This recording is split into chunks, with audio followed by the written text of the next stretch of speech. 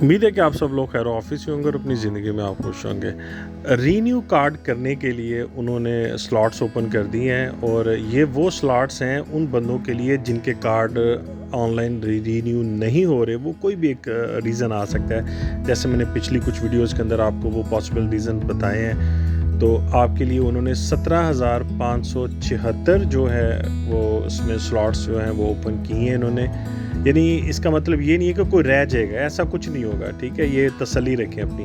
जिस बंदे की रेजिडेंस कार्ड जो है वो ड्यू है, वो डेफिनेटली इस 17,576 के अंदर वो आता है और वो बंदा अपनी फ़ोन करके अपनी अपॉइंटमेंट को बुक करवा सकता है।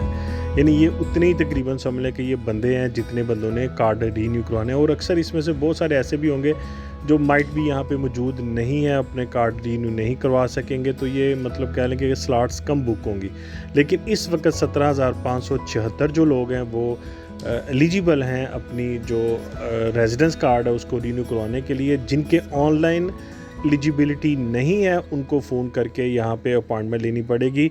सिर्फ आपको बड़ा क्लियरली खुद ही इस चीज़ के बारे में बताता है कि भाई इसके अलावा कोई किसी किस्म का रास्ता है ही नहीं है कि आप अपॉइंटमेंट ले सकें। आपको हर सूरत में सेफ की जो हेल्पलाइन है उसके ऊपर कॉल करनी पड़ेगी। लिखा हुआ है कि पर फजीर से जंदा मैं तो देवलीगार पारा, वो जो नंबर्स उन्होंने दिए हुए हैं, तो उसके ऊपर कॉल करें और अपनी जो अपॉइंटमेंट है वो आप उसको बुक करवा सकते हैं।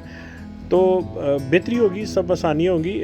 जो भी लोग ख़ास तौर पे जो रेजिडेंस कार्ड यहाँ पे जिन्होंने 88 या 89 के ऊपर लिया हुआ है वो ज़हन में रखिएगा, जब रीन्यूअल पे जाते हैं हम डेफिनेटली बहुत सारे लोगों को अब वो सहूलत नज़र आती है कि भाई ऑनलाइन थी तो उसमें तो कोई देना नहीं पड़ता था, कहीं इंटरव्यू नहीं होता था।